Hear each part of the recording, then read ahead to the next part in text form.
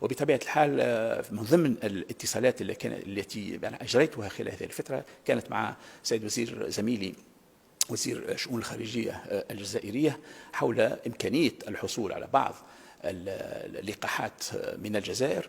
وكان سيد وزير الخارجية استجاب بطريقة مباشرة وقال بالحرف الواحد أن الجزائر لم تتحصل بعد على هذه اللقاحات، ولكن فور تحصلها على هذه اللقاحات سوف تتقاسم ذلك مع تونس الشقيقة. وهذا يعني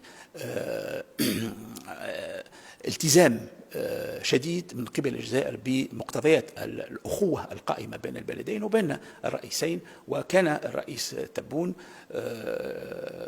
قد استجاب بنفسه لهذا الطلب وأعطى تعليماته إلى وزير الخارجية في هذا الخصوص، في خصوص بطبيعة الحال توفير ما يستلزم من لقاحات تقاسما مع ما سوف تتحصل عليه الجزائر من هذه اللقاحات مع تونس.